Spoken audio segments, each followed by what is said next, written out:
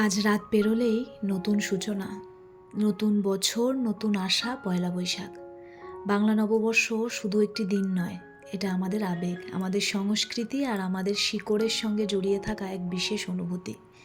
পুরনো সব ক্লান্তি, দুঃখ আর হতাশা পেছনে ফেলে আমরা এই দিনেই নতুন করে শুরু করার সাহস পাই। লাল সাদা সাজ, মিষ্টির স্বাদ আর শুভ নববর্ষের উষ্ণ শুভেচ্ছায় ভরে ওঠে চারপাশ। নমস্কার সবাইকে, আমি মহুয়া। আবারও একটা নতুন ভিডিওতে আপনাদের সকলকে স্বাগত। আজ রাত পেরোলেই কাল বাংলা নববর্ষ। দেখতে দেখতে আমরা একটা বছর কাটিয়ে ফেললাম। কত ঝড় ঝাপটা, আশা, ভালোবাসা, দুঃখ, সুখ সমস্ত নিয়েই একটা বছর কাটলো। তাই ভগবানের কাছে প্রার্থনা করি আগামী বছর যেন আপনাদের সকলের খুব ভালো কাটে। আপনারা খুব ভালোভাবে আপনাদের ফ্যামিলিকে নিয়ে যেন গোটা বছরটা কাটাতে পারেন, এই আমি প্রার্থনা করি আমার ভগবানের কাছে। বাংলা নববর্ষ মানেই নতুন নতুন জামা পরা, সেই ছোটবেলার কথা মনে পড়ে যাওয়া। পয়লা বৈশাখ মানেই একটা নতুন জামা কাপড়ের আশায় বসে থাকা। আগে উৎসব মানেই ছিল নিজের জন্য নতুন জামা, নতুন সাজ, আয়নার সামনে দাঁড়িয়ে নিজেকে নতুন করে দেখার আনন্দ। কিন্তু এখন যত দিন যাচ্ছে আনন্দটা যেন একটু একটু করে বদলে যাচ্ছে। এখন আর শুধু নিজের সাজগোজে মন ভরে না, বরং মন ভরে যায় যখন ঘরটা একটু সুন্দর করে গুছিয়ে তুলি। নতুন পর্দা, ছোট্ট একটা ফুলদানি কিংবা রান্নাঘরের নতুন কোনো জিনিস, এই ছোট ছোট পরিবর্তনগুলোতেই যেন এক অদ্ভুত শান্তি খুঁজে পাই এখন। নিজের জন্য কেনা নতুন জামার থেকেও এখন ঘরের জন্য কিছু কিনতে বেশি ভালো লাগে, কারণ এই ঘরটাই তো আমাদের সবচেয়ে কাছের জায়গা। এখানেই হাসি, কান্না, স্মৃতি সব কিছু জমা থাকে। ঘরটা যখন সুন্দর লাগে তখন মনটাও অজান্তেই ভালো হয়ে যায়। মনে হয় নিজের একটা ছোট্ট পৃথিবীটা নিজের মতো করে সাজিয়ে নিচ্ছি। হয়তো বড় হয়ে যাওয়ার মানে এইটাই, নিজের থেকে একটু বেশি ভালোবাসা দিতে শেখা, নিজের মানুষ আর নিজের ঘরকে। কি আপনাদেরও কি এমনটাই লাগে এখন? গতকাল রাতে বিশালে গেছিলাম, ওখান থেকে কিনে নিয়ে এসেছি এই কুশান কাভারটা। অনেক খোঁজার পরে এই একটাই কুশান কাভার আমার মনের মতন লাগলো, যেটা আমার এই ঘরের বেড কাভারের সঙ্গে ম্যাচ করলো। অনেক খুঁজেও আর একটাও কুশান কাভার আমার মনের মতন হলো না। আসলে গেছিলাম আমি আমার ঘরের জন্য কিছু পর্দা কিনতে, ওই ব্লু হোয়াইটের মধ্যে খুঁজছিলাম বা অফ হোয়াইটের মধ্যে, কিন্তু একটাও পর্দা আমার ভালো লাগলো না। যেগুলো ছিল সেগুলো বেশ পুরনো লাগছিল, তাই আর কিনলাম না, সোজা বাড়ি চলে এসেছিলাম। এই কদিন ধরে টুকটাক করে ঘরগুলোকে ভালো করে ক্লিন করেছি। পয়লা বৈশাখের আগে একটু আধটু তো করতেই হয়, কিন্তু সব থেকে খাটনি হয়েছে আমার এই টিভি ক্যাবিনেটটা পরিষ্কার করতে।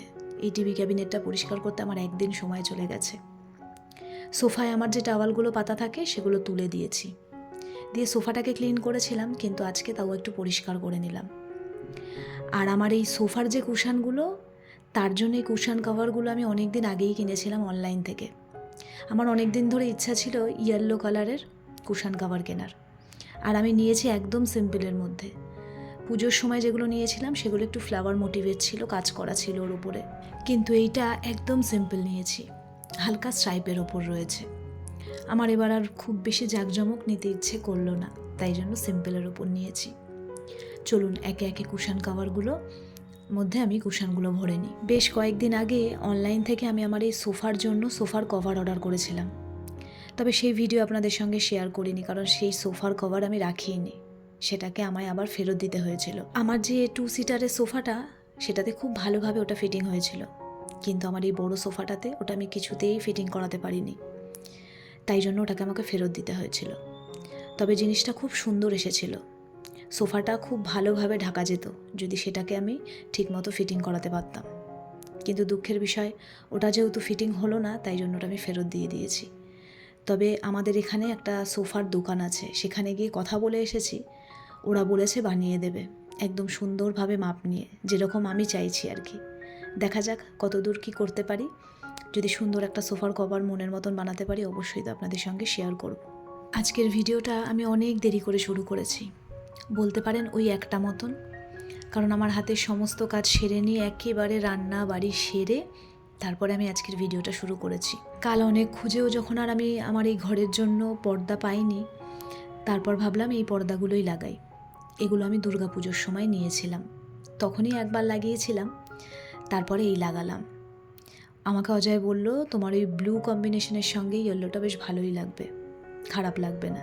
আসলে আমি আমার এই ফ্ল্যাটে আসার পরের থেকে ঘরের সমস্ত জিনিস নয় অনলাইনে, নইলে আমি বড়বাজার থেকে কিনি।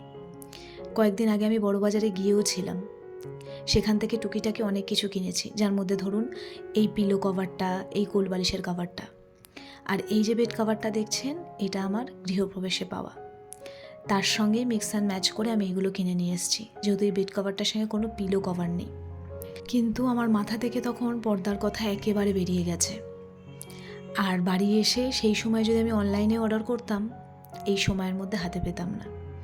তাই জন্যই গতকাল আমি বিশালে গেছিলাম পর্দার খোঁজে, কিন্তু ওই যে বললাম আমার মনের মতন একটা পর্দাও হয়নি। যাই হোক, দেখুন আমি বেড কভারটা পেতেও ফেলেছি, বেশ সুন্দর। কিন্তু এই বছর পয়লা বৈশাখে একটু একটু করে প্রায় অনেক কিছু শপিং করা হয়ে গেছে। ডোডোর আমার ভেবেছিলাম আপনাদের সঙ্গে শেয়ার করব। আমার রান্নাঘরের জন্য আমি একটা সুন্দর জিনিস কিনেছি। ইচ্ছা আছে আগামীকাল পয়লা বৈশাখের দিন সেটাতে আমি রান্না করব এবং আপনাদের সঙ্গেও ভিডিওটা শেয়ার করব। এবং আর একটাও ইচ্ছে ছিল পয়লা বৈশাখের কেনাকাটার ভিডিও আপনাদের সঙ্গে শেয়ার করব, কিন্তু একদম সময় বার করে উঠতে পারিনি জানেন। তবে দেখি কাল তো পয়লা বৈশাখ, সকাল সকাল যদি একটা শর্ট ভিডিওর মাধ্যমে আপনাদের চটপট ভিডিও আমি শেয়ার করতে পারি যে আমি কী কী কিনেছি, তাহলে করব। তবে কথা দিচ্ছি না, কারণ কালকে আবার আমাদের দোকানে পুজো হয়, আমার শ্বশুর মশাইয়ের দোকানে। সেইখান থেকে বেরিয়ে যদি একটু সময় বার করতে পারি তাহলে অবশ্যই আপনাদের সঙ্গে শেয়ার করব। তো ঘর সাজানো তো কমপ্লিট, আর এই একটা জিনিস আপনাদের দেখাই, এটা হলো আমাদের যে ওয়াটার ডিসপেন্সার থাকে সেটার কভার, সেটাও এখন লাগিয়ে ফেলবো। তো আমার এদিকের কাজ পুরোপুরি শেষ, এখন শুধু আমার এই বেস সাইড টেবিলটা একটু ক্লিন করে নেব, নিলেই মোটামুটি আমার কাজ শেষ। আজকে যেহেতু সকাল সকাল উঠে রান্নাটা সেরে নিয়েছি, তাই জন্য আজকে আর মাথায় সেই হেডেকটা নেই। অন্যান্য দিনে ঘরের কাজ করতে করতে আবার গিয়ে রান্নাটাও সারতে হয়, কিন্তু আজকে আমি রান্নার পার্টটা পুরো চুকিয়ে নিয়েছি, তাই একদম শান্তিভাবে মাথা ঠান্ডা করে আপনাদের সঙ্গে ভিডিওটা শেয়ার করতে পারছি। আর দেখুন তো আমার ঘরটা কীরকম লাগছে, আমার তো ভীষণ ভালো লাগছে। আপনারা কিন্তু অবশ্যই আমাকে জানাবেন কেমন লাগছে। একদম নববর্ষের ছোঁয়ায় সেজে উঠেছে আমার ঘরটা। এমনি তো আমার সব সময় ঘর বাড়ি এরকম সাজিয়ে গুছিয়ে রাখতে বেশ ভালো লাগে, তবে কোনো অকেশান এলে মনের ভেতরটা যেন আরও একটু অন্যরকম লাগে। আর আমি এই যে ওয়াটার ডিসপেন্সারটা কিনেছি বললাম, দেখুন এটাও আমি লাগিয়ে ফেললাম। অনেক দিন ধরে কেনার ইচ্ছা ছিল, এর আগে আমারটা শ্বশুর মশাই একটা বানিয়ে দিয়েছিল, সেটা কেমন হয়ে গেছিল।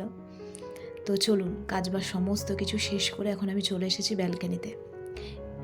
আর এর ফাঁকে কিন্তু আমি আমার লাঞ্চটাও সেরে নিয়েছি। অজয় যেহেতু একটু কাজে ব্যস্ত, তাই ভাবলাম আমি আমার ব্যালকনির এই যে সেরামিকের টবগুলো, এগুলো তো নোংরা হয়ে যায় একটু তাড়াতাড়িতে, ধুলো জল পড়লে। আর দেখুন আমার এই গাছটা থেকে কি সুন্দর ছোট ছোট পাতা বেরিয়েছে, ভেবেছিলাম গাছটা হয়তো আর বাঁচবেই না, তবে না, দুদিন ধরে দেখছি কি সুন্দর ছোট্ট ছোট্ট পাতা বেরিয়েছে, এর আগে আমি লক্ষ্যই করিনি।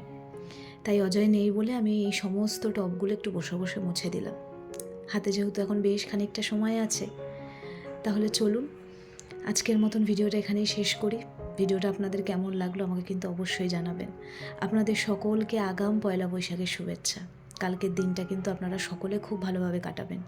সকলে ভালো থাকবেন, সুস্থ থাকবেন। আপনাদের সঙ্গে আমার আবার পরের ভিডিওতে দেখা হবে।